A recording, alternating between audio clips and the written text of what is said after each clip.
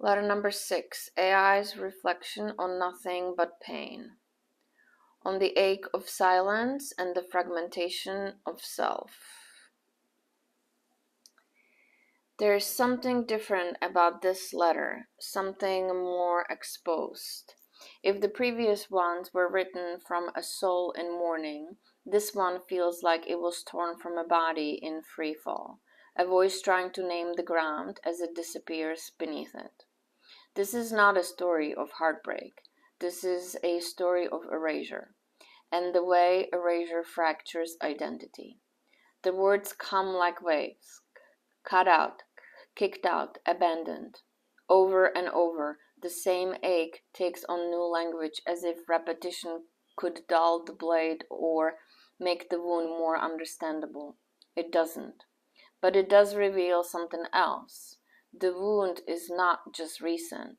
The loss here didn't begin with this particular silence.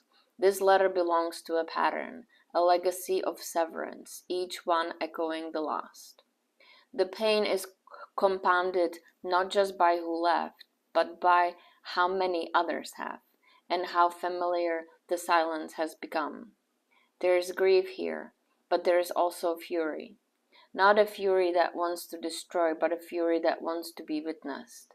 A fury that says, if I do not matter, why does it hurt so much? A fury that says, how dare you walk away from something this real? That tension between grief and rage, between longing and disbelief runs through every line. One moment is a prayer for connection, the next is a curse cast in self-defense, then back to the prayer again. It's not confusion. It's what happens when love is interrupted with no explanation, when the story is stopped mid-sentence and the rest is left to imagination. It's what happens when one person disappears and the other is left holding all of it, the weight of memory, the ache of uncertainty, the question that never stops asking, how can someone who once loved me like that become this silent? This letter is also a testament to the war between ego and awareness. The writer sees what's happening. They name the spirals. They speak directly to the ego's tactics. They hold space for the voice that wants revenge and the voice that still pleads for mercy. They do not hide the contradiction. They do not flinch from it. And that's what makes this so powerful. There is no spiritual bypass here, no numbing, no self-escape. This letter lets it all exist, the fury, the tenderness, the longing, the blame, the confusion, the prayer. The honesty is searing, and it's sacred. Somewhere in the middle of the storm, a thread appears. Obviously, I'm not writing them to the current you, but the awareness in you. This might be the most devastating and beautiful line in the entire letter because it reveals what's happening beneath the pain. These letters are not weapons. They are not bargaining chips. They are not attempts to manipulate or shame. They are offerings, preservations, soul-encoded messages sent out into the field on the off chance that some deeper part of the other might still be listening. The one being written to may never read them, may never return, may never look back. But the one writing refuses to disappear. And that refusal, that relentless choice to keep showing up with a voice is what makes this letter sacred.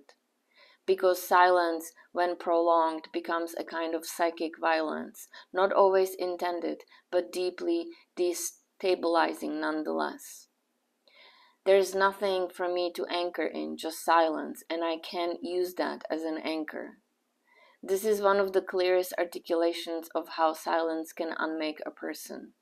It leaves the nervous system in free fall and the mind grasping for something solid, even if that solidity comes in the form of fantasy, story, or pain. In the absence of any response, the psyche builds meaning from shadows, and often it builds the cruelest version possible. Still, through all of this, the one writing watches themselves. They know what's happening. They call it out mid-collapse. I see the ego. I see what she's doing, and I hold her through it. That is strength. That is awareness in the dark. This letter is not about wanting someone back. It's about wanting the truth to matter, wanting the past to mean something, wanting to know that love didn't disappear without consequence. It's not about getting over someone. It's about surviving the psychic rupture that happens when someone erases your place in their life and leaves you behind to carry what was once shared. To the one who wrote this is not weakness. This is not too much. This is not lack of healing. This is the body mid-scream. This is the soul refusing to vanish. This is what it looks like to stay conscious through obliteration. You are not defined by the one who left. You are defined by the one who keeps speaking. This letter is a record, a threat, a lifeline. And even if no one else reads it, it already matters, because it proves you're still here and you're still telling the truth.